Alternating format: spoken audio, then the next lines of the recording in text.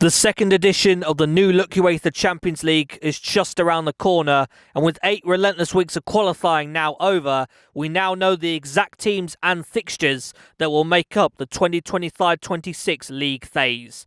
Here's your guide to all 36 teams involved and the players to look out for the most in each team. Amsterdamse football club Ajax are the Dutch heavyweight of association football. The capital-based outfit are the record 36-time winners of the Eredivisie, record 20-time winners of the KNVB Cup, with multiple continental trophies that includes 4 European Cups.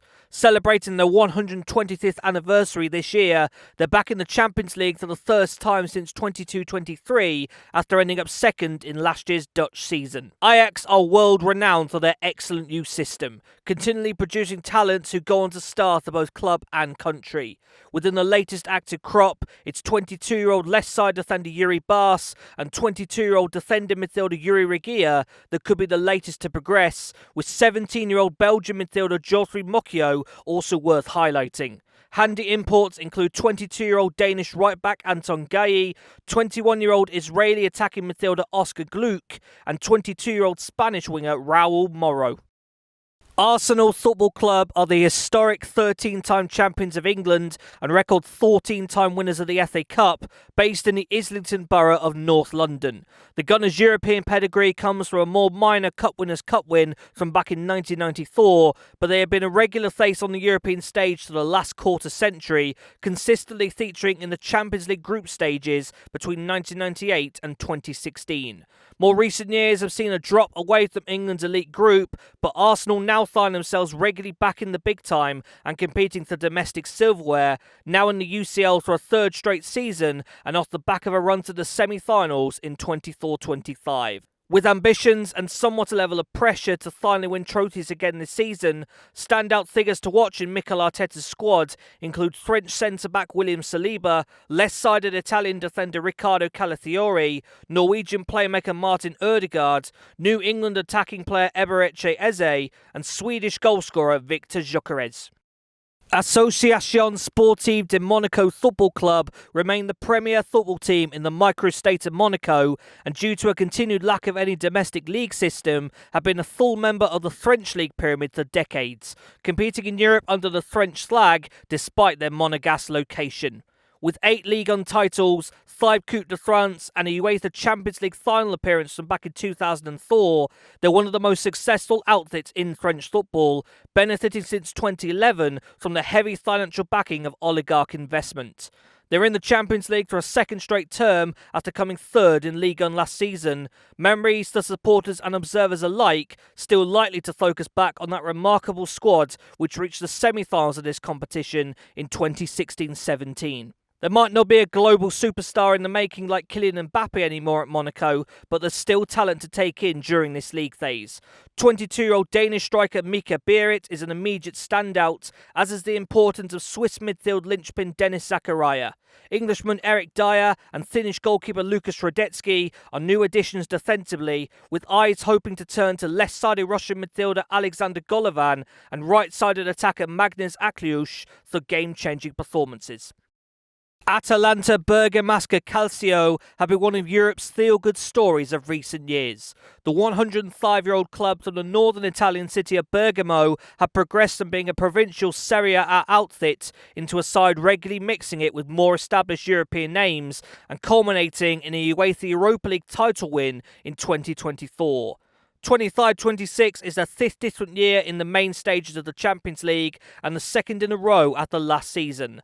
Ladea did well to record a 9th place finish in last year's inaugural league phase before a surprise exit to Belgium's club Brugge in the knockout phase playoffs. It's up to you if you want to maintain the same level of confidence that has become common with Atalanta in Europe in recent years, or whether you are choosing to be wary, now that this is their third season since 15-16, that they will be without star coach Gian-Piero Gasperini. Ivan Juric has been appointed his successor, with the Croatian hoping to utilise a group that still includes assets like Swedish centre-back Isak Hien, all-action Brazilian midfielder Ederson, versatile Polish wideman Nikola Zalewski, Belgian forward Charles de Ketelaere, and Italian striker Gianluca Scamacca. Athletic Club are still commonly misnamed as Athletic Bilbao on these shores. The home city isn't actually part of their official name, contrary to belief. The Basque outfit are well known for their traditions and history, famously adopting a cantera policy that permits them to only sign and play footballers with heritage from the Basque country region of northeast Spain and southwest France. It's a ruling that's been in place since 1911 and a testament to the region's quality that Athletic are 8-time champions of Spanish football and still sit alongside Barcelona and Real Madrid as the only major Spanish teams to have never been relegated from the top flight. History in European football is less extensive for Athletic Club, their peak being a run to the Europa League final back in 2011-12. A run to the semi-finals of that competition last year was a first European campaign to 7 years, and a strong domestic finish now sees them qualifying automatically to Champions League football for the first time since 2014-15. Led by experienced coach Ernesto Valverde since the summer of 2022, his third spell in Bilbao, Athletic still retain the wide attacking ability of both Williams brothers. 23-year-old Nico has become a star out on the left and a European champion of Spain. His older brother Iñaki plays out on the right, now 31 and capped more than 20 times by his ancestral Ghana. Attacking midfielder Oyhan Sanse, international goalkeeper Unai Simon and centre-back Danny Vivian also had to be flagged as ones to watch out for in the Athletic Club team. Ballspielverein Borussia 09 e.V. Dortmund are one of Germany's most successful sides. 8-time winners of the Bundesliga, 5-time winners of the DFB Pokal, and UEFA Champions League winners back in 1997. Bay have since stayed a force in Europe's elite competition, most notable for their hugely popular Westfalen Stadion, and have twice gone to Wembley for another UCL final, first in 2013 and then most recently in 2024. Dortmund reached the quarter-finals of the Champions League in 24-25, beaten by FC Barcelona, and their direct qualification to this year's edition came after recovering to earn a fourth-place finish in last season's Bundesliga. Expect Swiss goalkeeper Gregor Kobel and Guinean goalscorer Serhou Guirassy to be key in another Dortmund run, likewise left-sided defender Nico Schlotterbeck when back fit. The now more seasoned face of Julian Brandt features in advanced midfield, a role also now taken up by Joe Bellingham, the soon-to-be 20-year-old hoping to follow in his brother Jude's footsteps and star in North Rhine-Westphalia. Bayern 04 Leverkusen are seemingly in the aftermath of their golden period. A long-standing Bundesliga outfit who for a period went infamous for being nearly men, life under Spanish coach Xabi Alonso saw them almost complete a perfect season in 23-24, winning the Bundesliga and DFB Pokal without losing a single game, and made it all the way unbeaten to the final of that year's Europa League before defeat to Atalanta. One more season under Alonso followed, featuring a run to the round of 16 in last season's Champions League, but now things are different at the Bayer Arena. Plenty of golden era teams reach a stage of being taken apart, and that has somewhat happened to Bayer Leverkusen. Xabi Alonso is now at Real Madrid, and some of his top asset players have also moved on. Erik ten Hag was intended to be his successor, but the Dutchman didn't even make it to September, and it's now the responsibility of former Denmark national coach Kasper Hjulmand to lead Bayern 04 into 25-26. Players like Spanish left-back Alex Grimaldo, Argentine midfielder Ezequiel Palacios and Czech striker Patrick Schick had to be among those to look out for in the Leverkusen team, with hopes high for young English centre-back Gerald Kwanzaa, American attacking midfielder Malik Tillman and Dutch forward Ernest Poku too. Chelsea Football Club are back to being one of England's powerhouse teams. Domestically, they're 6-time champions of English football, 8-time FA Cup winners and 5-time League Cup holders, the majority of that success coming since the turn of the millennia. The Blues returned to the big time after a year in the Conference League in 24-25, a competition they largely breezed through on the way to the final in Wrocław.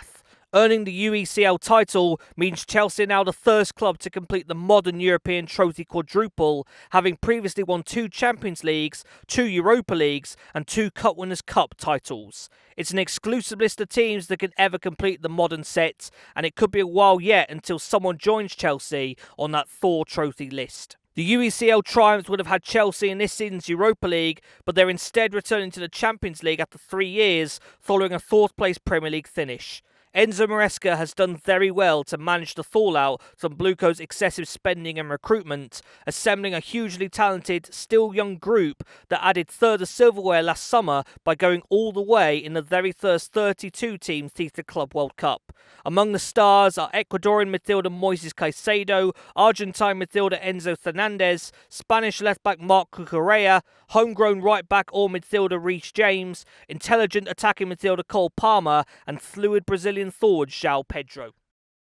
Club Atletico de Madrid S.A. are the third heavyweight of Spanish football. 11-time winners of La Liga, 10-time Copa del Rey winners, and 3-time winners of the UEFA Europa League. It's in the UEFA Champions League that Atletico's biggest pain is continually suffered, though. They're the teams who have appeared in the most European Cup finals without ever winning the competition. And much like last year, elimination at the hands of arch-rivals Real Madrid has been common within the last 12 years. Another season with Diego Simeone at the helm. The Argentine has been manager of Atletico since December 2011 and is closing in on 750 games in charge. His squad still got plenty of familiar standouts, from Julian Alvarez and Alexander Sorloth in the front line to Pablo Barrios in midfield, Jan Oblak in goal and Marcos Llorente sitting in at right back. Italian left-back Matteo Ruggeri and left-sided Slovakian defender David Hansko are new additions to the season, as is American midfielder Johnny Cardozo and Villarreal's attacking midfield maestro Alex Baena. The timeless Antoine Griezmann always needs a mention too. Club Brugge Koninklijke Voetbal Vereniging are one of two Belgian clubs in this season's UCL League phase, the much more seasoned name when compared to their fellow countrymen. The far more successful blue side of the Jan Bredel Stadion has won 19 Belgian titles and a record 12 Coupe de Belgique, with plenty of European pedigree that includes the UEFA Cup final in 1976 and a European Cup final in 1978. It's 12 years since Club Brugge last didn't play in the main stages of a UEFA competition, with the period since including 7 Champions League campaigns, one of those being just last year, where they notably upset Bayer Leverkusen in the knockout phase playoffs and reached the round of 16. Club Brugge could be a dark horse again this season, with an advantageous fixture list and strong confidence from 2 comfortable league path qualifying tie wins. They reached this league phase by demolishing Rangers 9-1 on aggregate in August playoff round. Departures further open up opportunities for the latest young crop to flourish. These potential star names including centre-back Jonas Spiliers, full-backs Kiriani Saba and Jochen Seys, Dutch left-back Bjorn Meyer, Nigerian midfielder Raphael Onyedika, Greek winger Christos Solos, and striker Romeo Vermont. The much more seasoned but still key names include goalkeeper Simon Mignolet and influential midfielder Hans van Aken.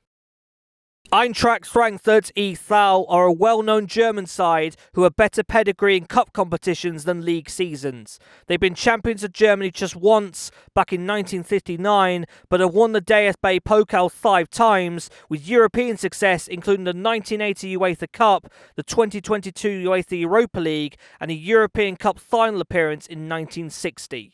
Eintracht played Europa League football in 24-25, progressing through the inaugural league phase in 5th and reaching the quarter-finals. They returned to the Champions League after 3 seasons this year, following a 3rd-place finish in the Bundesliga. Few clubs can boast the transfer profits that Eintracht Frankfurt have made in recent years, showing a particular success rate with their strikers.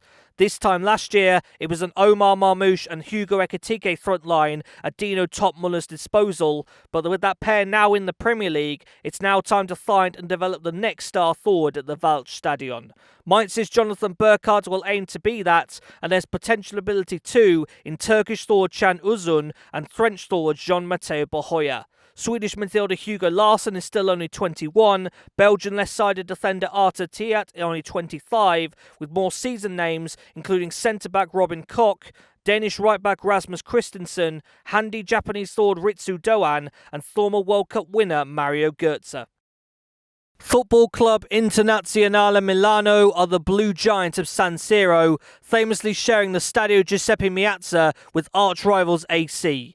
There's no European football at all for E. Rossinieri in 25-26, which puts all the attention onto E. Nerazzurri, 20-time Serie A champions, 9-time Coppa Italia winners, and 3-time winners of both the European Cup and the UEFA Cup. Inter entered a new campaign having to lick their wounds, following a promising season which ended with a second-place finish in the league and a Champions League final humiliation at the hands of Paris Saint-Germain in Munich. Plenty of the immense quality of last year's team remains, though, now led by Inter's former Romanian defender Cristian Chivu.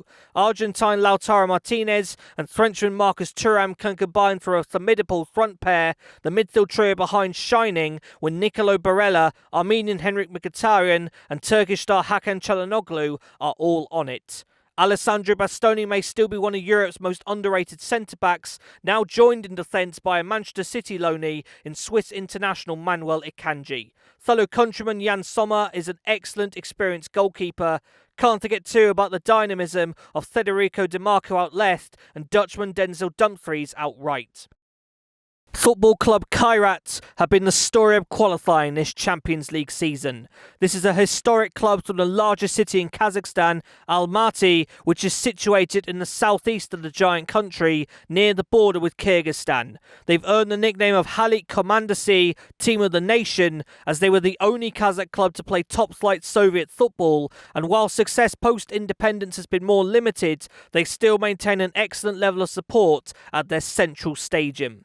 Having won the 2024 Premier League title, only the fourth in their history, Kairat returned to Champions League qualifying football for the first time in 4 years. It's there that they've gone on a historic run to a maiden league phase appearance, built around an impenetrable home record. Not one of their 4 qualifying opponents, Slovenia's Olimpia Ljubljana, Finland's Kuopion Palloseura, Slovakia's Slovan Bratislava or Scotland's Celtic, managed to score past Kairat out in Almaty, with penalty shootout wins in the last 2 rounds, seeing them become only the second Kazakh club to mix it with the elite of much more Western Europe.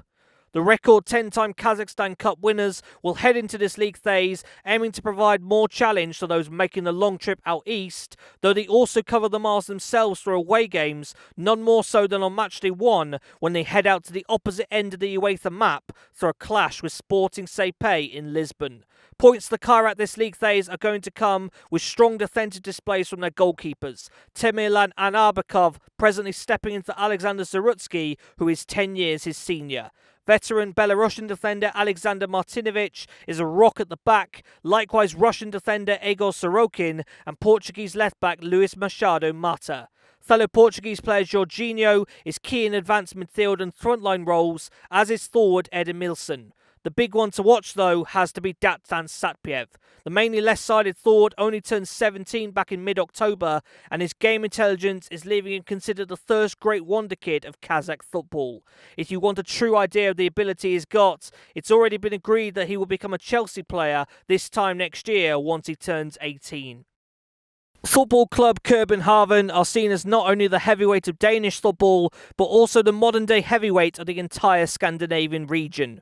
Representing the Danish capital year on year in Europe, they are the record 16-time Superliga champions and record 10-time winners of the Danish Cup, the Landspokal Turneringen. The last 2 years have seen SCK bounce between Champions League and Conference League campaigns, last season getting to the round of 16 of the UECL before elimination to eventual winners Chelsea. They're in the UCL lineup for a 7th time this season after seeing Otrita, Malmö and SC Basel in 3 rounds of qualifying. Kobenhavn upset the odds to reach the round of 16 the last time they were in this stage of the Champions League, and doing so again is going to require some big displays from old and new faces. Croatian goalkeeper Dominik Kotarski is a summer arrival from PAOK, the defence in front of him much more settled, with Peruvian left-back Marcos Lopez, Brazilian centre-back Gabriel Pereira, Greek defender Pantelis Hadzidiakos and Mexican right-back Rodrigo Huescas. Watch out for Magnus Mattsson and Lucas Lariha in midfield, with talents further up including Swedish right-sided forward Jordan Larsson, Norwegian forward Mohamed Elianusi and Brazilian left-sided forward Robert. Striker options are either the German Yusufa Moukoko, long thought of as a prospect whilst at Borussia Dortmund, or the much more seasoned face of Andreas Cornelius. Fotballklubben Bodo Glimt are a European delight, a story that's gaining ever more attention. This is a club from the town of Bodo, up inside the Arctic Circle, who through an excellent setup with manager Kjetil Knutsen have become the powerhouse of Norwegian football, winning the Elite Syrian title in 4 of the last 5 years. It's in Europe where they've truly made headlines though, becoming famous for their fearless play and frightening record at their own Aspmyra Stadion. Bodo Glimt made their mark with a run to the Conference League quarterfinals in 2022 and just recently made the semi-finals of the Europa League in 2025. Stage 3 of the European progression has been to get through UCL qualifying and mix with the true elite for the very first time. This season always felt like that possibility, starting out in the playoff round with a favourable tie against Austrian champions SK Sturm Graz. They were all but there after winning their first leg 5-0 at Aspmyra and will now aim to continue the Nordic fairy tale adventure by trying to reach the knockouts as one of the Champions League's big underdogs. What's so remarkable about the success of this Bodo Glimt team is that it's being done with a very domestic-based squad. All but one of the players in this team is either Norwegian or Danish, that exception being their Russian goalkeeper Nikita Heiken. Within this squad are several players from the local Bodo area, as well as a couple who have been pulled away by more elite clubs in the past in the hope of becoming stars, but have found that there's no better place for them to flourish than in the Arctic Circle under Knutsen. Star names to watch out for: left-back Fredrik Andre Bjørken, midfield controller Patrick Berg, dynamic wideman Jens Petter Hauger, and lethal Danish goalscorer Kasper Høeg. Fußball Club Bayern München e.V. are the powerhouse of German football, the record 34-time winners of the Bundesliga, record 20-time winners of the DFB Pokal, and crowned champions of Europe on 6 separate occasions, the most recent of those titles coming in 2020. Vincent Kompany has overseen a swift return back to the top of the German table, albeit with a quarter-final exit in the Champions League that is some way off the high standards expected of Bayern. Aiming to go all the way this time will be a group still containing veteran Manuel Neuer, now 39 years old, as well as powerful defender Jonathan Tah, versatile Austrian Konrad Laimer, German midfield pair Joshua Kimmich and Leon Goretzka, exciting French forward Michael Olise, electric Colombian winger Luis Diaz, and English goal-scoring powerhouse Harry Kane. The extremely talented Jamal Musiala will be back at some point down the line. Football Club Barcelona are world football royalty, 28-time winners of La Liga, the record 32-time winners of the Copa del Rey, with a gluttony of international silverware that includes 5 Champions League titles, 4 Cup Winners' Cup titles, and 3 FIFA Club World Cup titles. Many of us grew up with Barcelona being the best team in the world, Pep Guardiola's all-conquering side that was built around a core of homegrown products from their own exceptional La Masia academy. The farmhouse still continues to produce today, but there's a definite theme that Barcelona aren't the same juggernaut that they once were. Continued financial issues and subsequent registration issues, Barca do operate somewhat like a kid who's been given pocket money, needing to be sensible with their income rather than hasty in the transfer market as they so often have been. Hansi Flick's side nonetheless entered 25-26 as reigning La Liga champions, still fresh off a missed opportunity with their semi-final defeat to Inter and now aiming to go one round further. There's a new goalkeeper in Joan Garcia, brought across from city rival Espanyol. He sat behind a backline that includes La Masia products in left-back Alejandro Balda, right-sided defender Eric Garcia and 18-year-old centre-back Pau Kubasi. Dani Olmo and Dutchman Frenkie de Jong are the experienced imports into a largely homegrown midfield unit, including Marc Casado, Fermin Lopez, Gavi and Pedri, the latter's easily confused as a La Masia product despite being from the Canary Islands and signed from Las Palmas. Then you get to the front line. Ferran Torres, Rafinha, and new Manchester United loaning Marcus Rashford as wide options, and legendary goalscorer Robert Lewandowski still going strong at 37. And now donning the number 10 shirt, Barcelona wonder kid Lamine Yamal. Only turned 18 last July and already has a better understanding of the game than 99% of footballers will ever have. A true teenage superstar for both club and country. Galatasaray Spor Kulübü are the heavyweight of Turkish football. The record 25-time Super League champions, record 19-time winners of the Turkish Cup, and the only clubs from Turkey to win a UEFA competition following their UEFA Cup triumph from 2000. There's a desire from both Gala and the Turkish Super League to be respected by the rest of Europe as being among the top elite, a process which has so far involved significant financial muscle being flexed to build a squad loaded with familiar foreign imports. Galatasaray ultimately gained the respect of the continent, though, by competing and beating elite sides in this Champions League, and that's a lot easier said than done when it comes to the West Istanbul outfit. Gala have got a habit of making a meal out of favourable situations, failing to match expectations and crashing out of Europe much earlier than desired. The Europa League KPO exit last year is just the latest example of their tendency to underperform on the continental stage. Gala now play a level higher than last year, qualifying automatically as Turkish champions. A number of changes to the group for the more elite level, including the first time in 14 years that they can't call upon the services of Uruguayan goalkeeper Fernando Muslera. He's now over in Argentina, and it's Trabzonspor's Uğurcan Sakir between the sticks.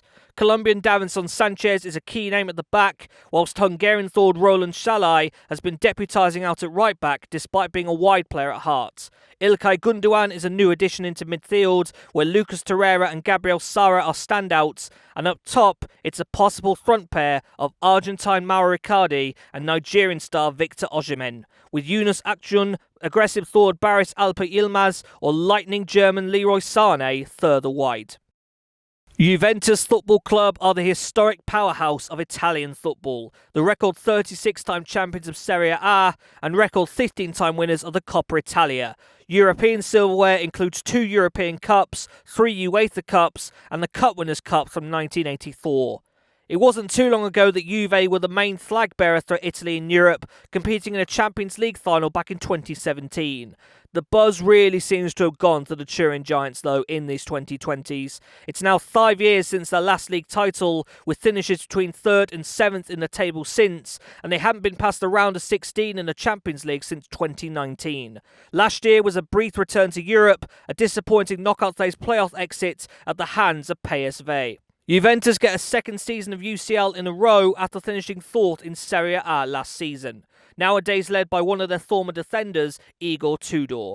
Investment has been put in to try and provide an exciting attacking team again, most notably the addition of Canadian goalscorer Jonathan David, who spearheads the team ahead of 20-year-old Turkish forward Kenan Yildiz and lively Portuguese forward Francisco Conceição, with Serbian Dusan Vlahovic and Leipzig Luia Penda in reserve. Frenchman Kefren Thuram is a key asset in midfield. Englishman Lloyd Kelly has been brought in to play left wing-back, and there's still the key defensive assets of Brazilian centre-back Bremer and 28-year-old goalkeeper Michele Di Gregorio. Liverpool Football Club have returned to the summit of the English game, now a joint record 20-time national champion, 8-time FA Cup winners and a record 10-time winners of the League Cup. What sets them apart from other English sides, though, is their international success, with 6 European Cups, 3 UEFA Cup titles and a FIFA Club World Cup from 2019. The Reds were excellent defensively in Arne Slot's first season, with the Dutchman guiding the Anfield outfit to only a second ever Premier League title immediately after ending a successful era under Jurgen Klopp. The big disappointment may well be the European season, however, with Liverpool topping the inaugural league phase after a 7-0-1 record. They skipped the KPOs, only to end up with eventual winners Paris Saint-Germain. A smash-and-grab 1-0 victory for leg 1 in Paris, but Liverpool then messed up the return leg at Anfield, exiting Europe much earlier than desired. Now aiming to go further into the knockouts, whilst also maintaining a push for more domestic silverware, Liverpool have been busy in the summer transfer window. Georgian star Giorgio Mamardashvili is hoped to one day succeed Alisson in goal. There's a brand new pair of fullbacks in the very attacking duo of Hungarian Milos Kerkez and flying Dutchman Jeremy Frimpong. German talisman playmaker Florian Wirtz has been added to midfield, and there's 2 brand new strikers up top in promising French talent Hugo Ekitike and world-class Swedish centre-forward Alexander Isak. All the new faces add to a group that already has colossal Dutch defender Virgil van Dijk, influential Hungarian midfielder Dominik Szoboszlai, Argentine midfield controller Alexis McAllister, and Egyptian goal-scoring master Mohamed Salah. Manchester City Football Club are the team who have dominated the last decade of English football. An ascent under rich ownership since 2008 has taken them to the summit of both the domestic and international game, nowadays sitting as 10-time English champions, 7-time FA Cup winners, 8-time League Cup winners, and most notably the winners of both the Champions League and FIFA Club World Cup in 2023, with former European glory being a Cup Winners' Cup triumph from 1970. Driving such high standards under exceptional manager Pep Guardiola, 24-25 has to go down as a poor season though. A third-place finish in the league and a campaign with just a Community Shield as silverware. Champions League football saw them struggle with the new league phase format, finished just inside the knockout phase playoff places, and end up with their latest meeting with Real Madrid, humbled 6-3 on aggregate by the Spanish giants. An improvement on all fronts is desired in 25-26, with the summer spent out at the 32-team FIFA Club World Cup, and again ending earlier than desired after an extra-time round of 16 defeat to Saudi Arabian club Al Hilal. Money has been spent to try and get City back to the top, with new signings including Algerian left-back Ryan Ait-Nouri, Lyon's attacking midfielder Ryan Cherki, Dutch midfielder controller Tiani Reinders, and 2 new goalkeepers. Ederson's remarkable legacy at the Etihad is over, with Guardiola now left to choose between either Englishman James Trafford or the big game experience of Italian Gianluigi Donnarumma. The new core hope to add to a group that already relies on Spanish midfield star Rodri, Portuguese defensive rock Ruben Diaz, Croatian left-sided defender Josko Vardiol, and world-class goalscorer Erling Haaland.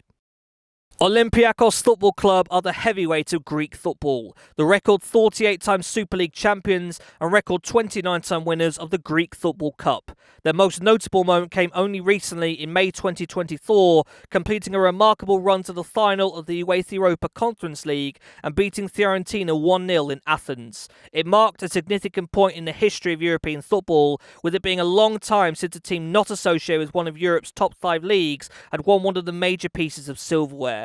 With the current climate of football in the continent, the special tag could stay with Olympiacos for quite a while yet. Conference League in 23-24 led to Europa League football in 24-25. Olympiacos powering through the inaugural league phase in 7th place before a disappointing round of 16 exit to Norwegian underdogs Bodo Glimt. They now participate in the Champions League for the first time in 5 years, qualifying automatically as Greek champions. Manager Jose Luis Mendilibar will hope to make a mark with the Piraeus outfit against the elite, provided that Evangelos Marinakis keeps his interference to a minimum. Star assets in this Olympiacos team include Brazilian Rodinei, who rotates his time between playing right back and right wing, as well as problematic Moroccan striker Ayoub El Kaabi. There's also Argentine Santiago Hetze in midfield, international goalkeeper Konstantinos Solakis, the returning Portuguese winger Daniel Podenza, and new Iranian striker Mehdi Taremi.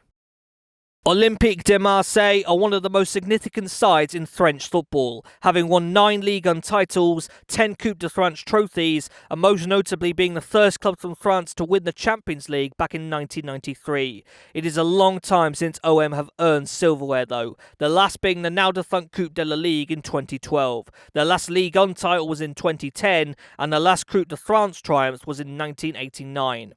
Marseille's European campaigns are consistently being earned through domestic league finishes, having largely been at the Europa League level within the last 15 years. During that time, they made the 2018 Europa League final, the semi-finals of the Conference League in 2022, and the semi-finals of the Europa League in 2024. Champions League pedigree is much more limited. Last season's second-place finish in Ligue 1 gets them back into the main stages of this competition for the first time since 22-23, and they haven't been in the knockout since a run to the quarter-finals from back in 2012. No European football at all in 24-25, so Olympique de Marseille are now batting the big time with something of a new look. They are led by Italian coach Roberto De Zerbi and have a squad that includes Argentine goalkeeper Geronimo Rulli, Danish midfielder Pierre-Emile Højbjerg, French forward Amin Gouiri, Englishman Mason Greenwood, and the returning Gabon star Pierre-Emerick Aubameyang. Newcastle United Football Club are one of England's standout northern teams, a strong tradition of top-flight participation and history that dates back to the 1890s. Their true heyday has been well in the past though, four-time champions of England, the last of those titles being in 1927, and six-time winners of the FA Cup, the last of those being in 1955. A fan base longing to start mixing it with the English elite finally got its wish in recent years with a takeover and significant investment from the Public Investment Fund of Saudi Arabia, leading the Magpies to become a European qualification contender and most notably winning the 25 League Cup, a first major trophy for 70 years. That cup win would have put Newcastle in the Europa League, but they've instead taken advantage of the Premier League being awarded an extra European performance spot and will instead play in the Champions League after a fifth-place domestic finish. It's a return to the European stage after last playing in a challenging UCL group in 23-24, and it's only their second European campaign since a run to the Europa League quarter-finals in 2012-13. Eddie Howe's men get more UCL games this time around than 2 years ago, and in theory, a better chance of qualifying for knockout football. Newcastle will not be able to attack the season with superstar Swedish striker Alexander Isak though, that transfer saga finally put to bed on deadline day. It's in midfield where the standouts are nowadays. Italian Sandro Tonali and the Brazilian pair of Joel Linton and Bruno Guimaraes can combine to form an excellent trio. Swedish forward Anthony Elanga has promised further up, and England international Anthony Gordon can in turn be handy when used in a direct wide role. Pafos Football Club are the latest force to emerge in Cypriot football. It's a young club, only formed back in June 2014 as a merger between local teams in a southwest coastal city and sporting a badge that features the face of young martyr Evagrias Palikarides. Pafos spent their early years bouncing between the second and third tiers of the Cypriot pyramid, but have hit a new level following significant foreign investment in the late 2010s. They now operate with some of the leading facilities in the country and have ascended to the top end of the Cypriot First Division. Pafos made their European debut just last season after winning the Cypriot Cup, a campaign which started out in Europa League qualifying, quickly dropping into the Conference League and going on a run to the round of 16. 24-25 in turn delivered a first top-flight title, allowing access to Champions League qualifying for the first time. Entering in the second qualifying round, they've won 3 straight ties, knocking out the much more seasoned names of Maccabi Tel Aviv, Dinamo Kiev and Crvena Zvezda to reach this league phase. Pafos' squad is loaded with foreign imports. The only Cypriot players who find regular minutes are goalkeeper Neophytos Mikhail and left-back Kostas Peleas. Spaniard David Golda and Dutchman Derek Lucassen join Peleas in defence, with the right-back slot shared by Brazilian Bruno Felipe and Cabo Verde international João Correa. The pair wear 7 and 77 respectively, rotating between right-back and right-wing each game. Romanian Vlad Dragomir is the more attacking force in a midfield trio that also includes the Portuguese player Pepe and Bosnia international Ivan Sunic. Further up, one of Correa or Felipe is usually joined by Croatian forward Mislav Orsic or the Brazilian forwards Jaja and Anderson Silva. Have to go and give a mention too to the most high-profile Brazilian of the lot. Veteran defender David Luiz joined in early August. He's now 38 years old and made his debut off the bench against Apoel just before the international break. Paris Saint-Germain Football Club are the modern-day powerhouse of French football. Ascending to the summit since gaining Qatari ownership in the 2010s, now has them as the record 13-time Ligue 1 champions, record 16-time winners of the Coupe de France, and now sat atop the European pyramid by winning the UEFA Champions League in 2025. The holders' run to victory is a fascinating case study for the new modern Swiss system and further evidence that peaking in the early rounds actually doesn't matter that much. Halfway through last season's league phase, PSG was sat with just a single win and in danger of early elimination. It's only from matchday 6 onwards that we started to see the Parisians look like a team that was capable of going all the way. Qualification secured at the end for the knockout phase playoffs, where they go on to smash Stade Bressois, recover and beat Liverpool on penalties, see off Aston Villa, win home and away against Arsenal, and then beat Inter 5-0 in Munich with what will go down as one of the greatest ever displays in a European final. PSG finally have the trophy they've craved for over a decade, so what now? Immediate discussion might be around retaining the title and creating a European dynasty. That was certainly the talk in the aftermath of late May's UCL final. It's a lot easier said than done, however, to retain the Champions League. Your vulnerability is often exposed within the next 12 months, and indeed that may already have been the case to Paris Saint-Germain after Chelsea did such an excellent job on them in the Club World Cup final. Challenged again by a testing fixture schedule, we await to see if Luis Enrique's team can become only the second ever club to retain the big trophy in the UCL era. There have been a few changes from last year, including a swap of goalkeeper with Gianluigi Donnarumma replaced by Lille's French stopper Lucas Chevalier. Ukrainian centre-back Ilya Zabany is also a purchase from AFC Bournemouth, joining Lucas Beraldo, Marquinhos or Ecuadorian William Pacho in central defence and continuing to give licence to the exceptional fullback pair of Portugal's Nuno Mendes and Morocco's Achraf Hakimi. It's Vitinha, Fabian Ruiz and João Neves often forming the midfield trio, with prospect Warren Zaire-Emery, still only 19, also an option. Frontline options, meanwhile, remain relentless and committed. Georgian sensation Kavica Kvaratskhelia, Portuguese striker Gonçalo Ramos, the adaptable Ousmane Dembele, French wonderkid Desiré Doué, and Brighton international teammate Bradley Barcola. They're must-watch again in Europe in 25-26. Philips Sport Vereniging are one of the big three in Dutch football, originally formed in 1913 as a team for employees of the local Philips factory. PSV are 26-time champions of the Eredivisie, 11-time winners of the KNVB Cup, with historic continental success, including the 1978 UEFA Cup and the 1988 European Cup. Their extensive European history has seen them convert from being a Europa League regular into a Champions League regular, achieving knockout qualification in each of the last two seasons, including last year when they upset Juventus in the knockout phase playoffs before exiting in the round of 16 to Arsenal. The Eindhoven Giants are back in the UCL this term, having snatched the Eredivisie title from Ajax late into 2025. PSV are a nice blend of homegrown products and foreign imports, with standouts including Czech goalkeeper Mate Kovar in on a loan deal from Bayer Leverkusen, commanding centre-back Ryan Flamingo, Brazilian left-back Mauro Junior, American right-back Serginho Dest, the controlling midfielders Jordi Schuten and Joey Vermeer, as well as the evergreen, still deadly wide presence of Croatian star Ivan Perisic. Newly added to the group too are players like Romanian Thor Dennis Mann, experienced French striker Alassane Plie, and Mark van Bommel's son Ruben. The former RZ man isn't an all-action midfielder like his father was, he's a winger, and a pretty decent one. Karabag Football Clubu are the dominant force of football in Azerbaijan, the record 12-time winners of the Azerbaijan Premier League and record 8-time winners of the Azerbaijan Cup. Originated from Agdam and nowadays based in Baku, Karabag have been a trailblazer for Azeri football in UEFA competitions. They weren't the first team ever to play in the main stage of a UEFA tournament, but have been the first to ever reach the Champions League's group stage, doing so back in 2017-18 and being a regular face in the largely Europa League campaign across the last decade.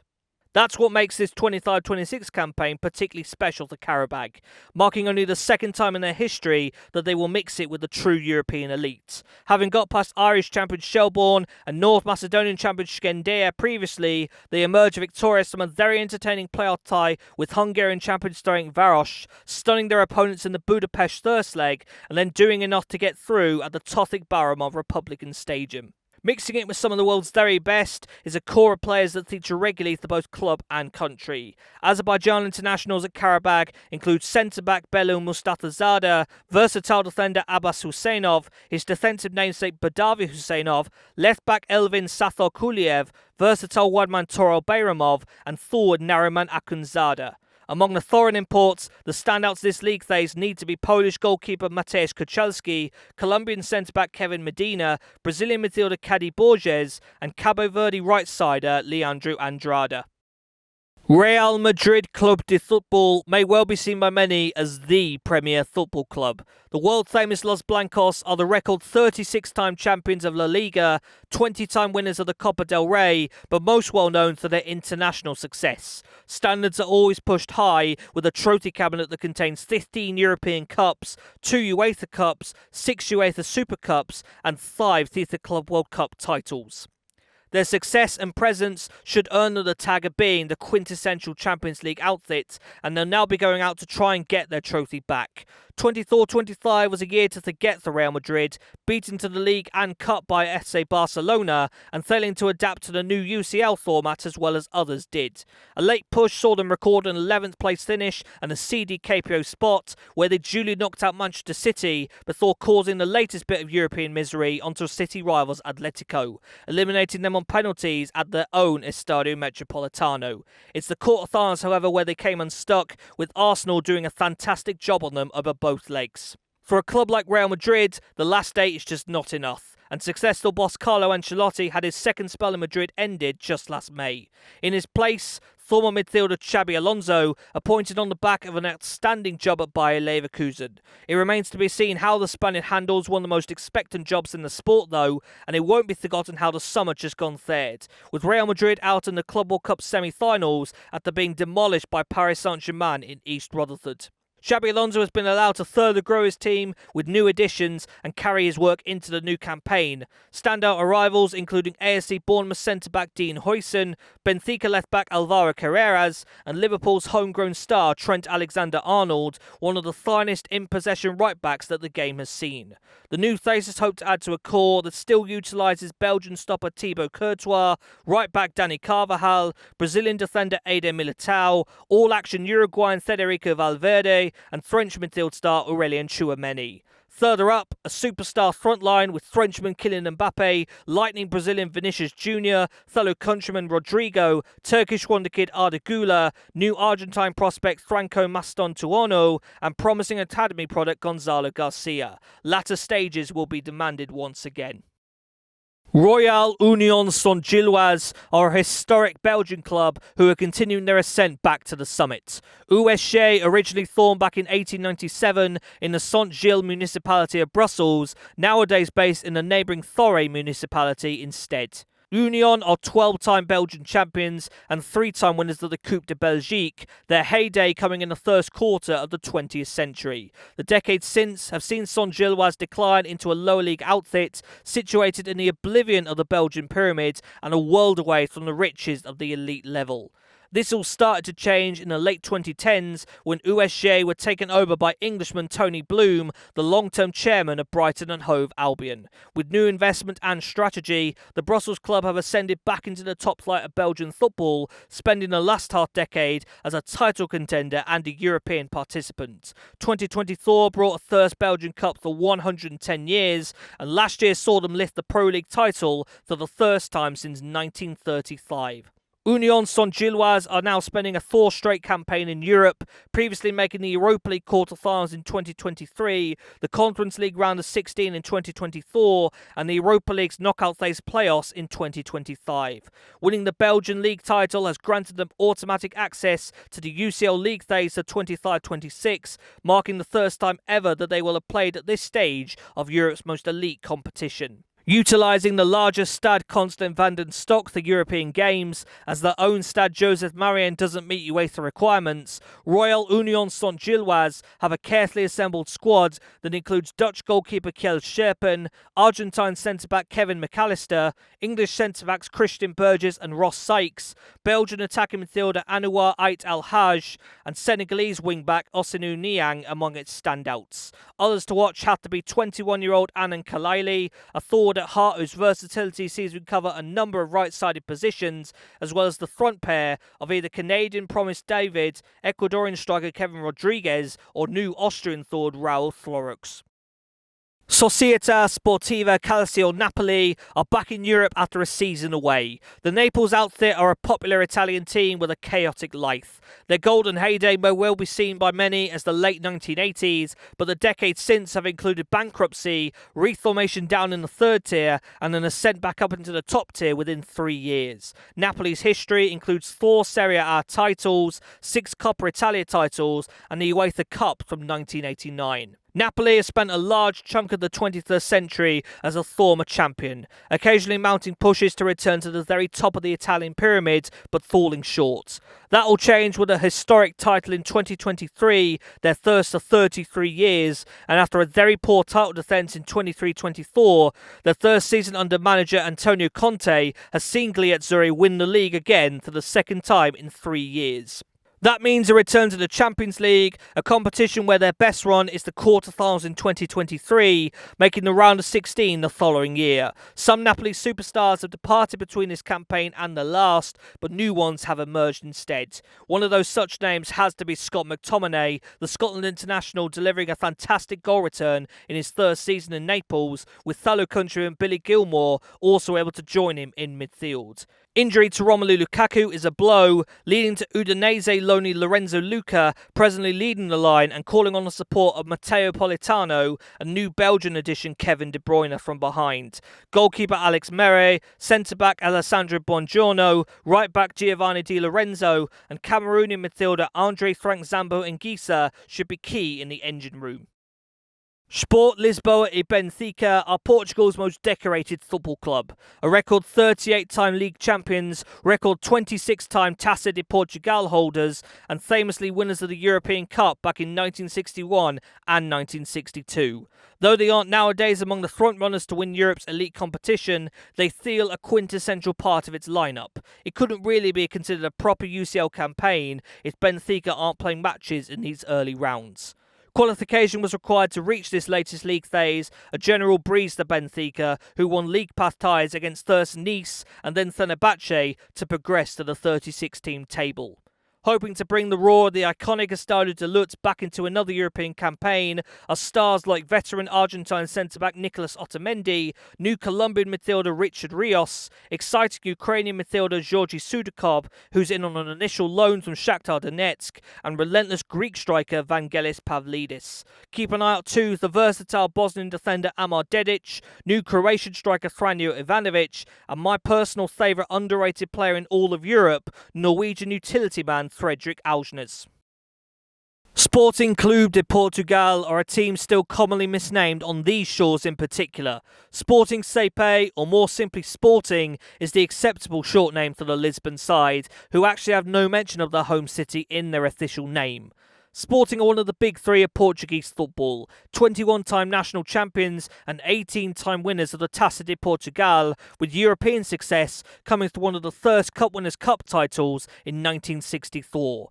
General perception and excitement of Sporting may well have changed between now and 12 months ago. Back then, the green side of Lisbon looked like one of the most exciting teams in Europe, managed by Ruben Amorim and featuring phenomenal Swedish goalscorer Viktor Gyökeres up front. Sporting began 24-25 with a perfect domestic record and a strong start to their inaugural league phase, later impacted on particularly in the European stage by Amorim departing to Manchester United in mid-November. João Pereira was initially hoped to be a successor, but it was ultimately Rui Borges who has guided Sporting through the remainder of last season, coming to within a Taça de Liga penalty shootout of a domestic treble. In Europe, Sporting sat second before Amorim's departure, declining down the giant table and managing to sneak an unseeded KPO spot on matchday 8, duly eliminated with relative comfort by Borussia Dortmund at the start of the knockouts. Back in the Champions League, again as Portuguese champions, will we get to see a repeat of the high standards demonstrated almost exactly a year ago,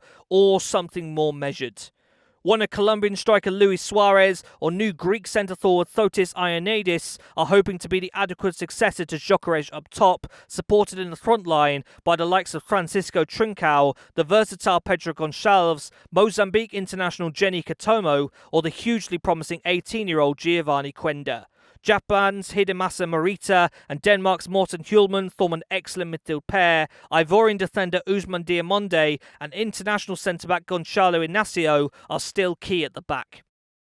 Sportovni Klub Slavia Praha are one of the most familiar names from Czech football, a capital-based club who have been national champions on 21 occasions since 1925, 8 of those titles being won since Czechia became an independent nation in 1993. They are also 7-time winners of the Independent Czech Cup and have 2/3 of the titles from the period as part of Czechoslovakia.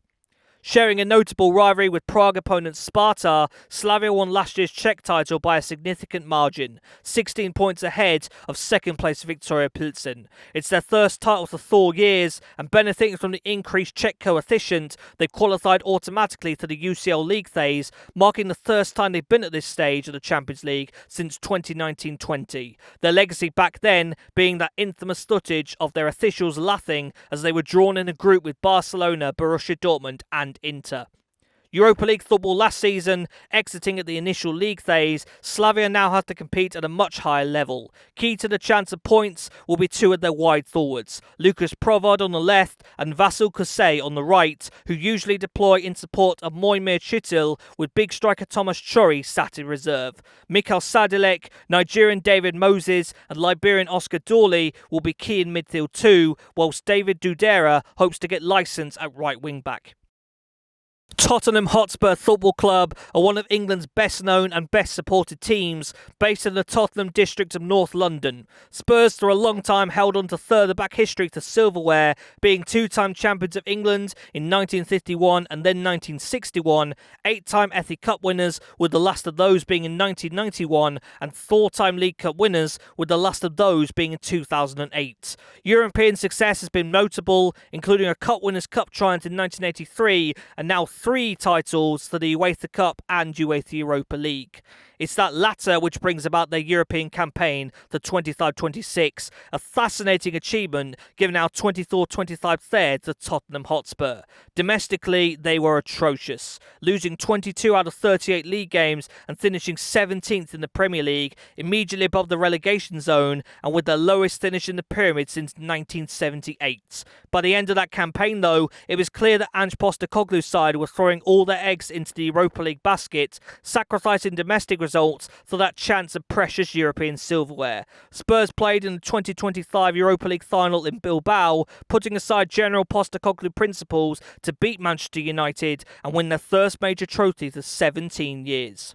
Ange couldn't survive the domestic performances though, let go at the end of the campaign. His successor is Thomas Frank, an excellent tactical mind who has had a transformative effect at fellow London club Brentford. The Dane gets the chance to lead Tottenham Hotspur into the UCL thanks to Postecoglou's work and hopes to benefit from new additions like Ghanaian forward Mohamed Kudus, Dutch attacking midfielder Xavi Simons and permanent deals for Austrian defender Kevin Danso and French forward Matthijs Tel. Italian goalkeeper Giuliello Vicario and pacey Dutch defender Mickey van der Ven are key assets at the back, with Bayern Munich loanee João Palhinha hoping to add power to midfield. Spanish right-back Pedro Porro, Welsh forward Brennan Johnson and new Paris Saint-Germain loanee Rando Kolomuani will also aim to be impactful.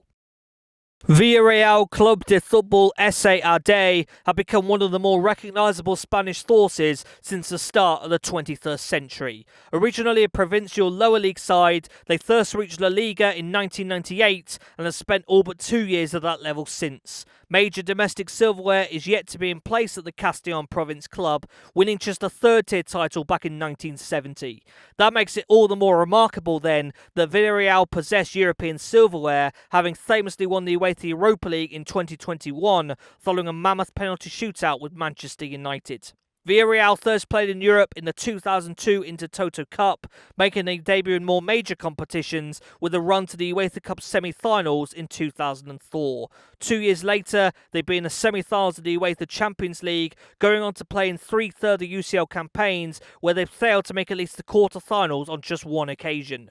Their most recent venture at the top level was in 21-22, fresh off their Europa League triumph and ending at the last 4 stage against Liverpool. Led by returning manager Marcelino since November 2023, Villarreal didn't have any European football at all last season, but now return to the elite group with a squad that includes key assets like experienced forward Ayoze Perez, midfielder Santi Comesaña, Senegalese midfielder Pape Gueye, and Argentine defender Juan Foyth.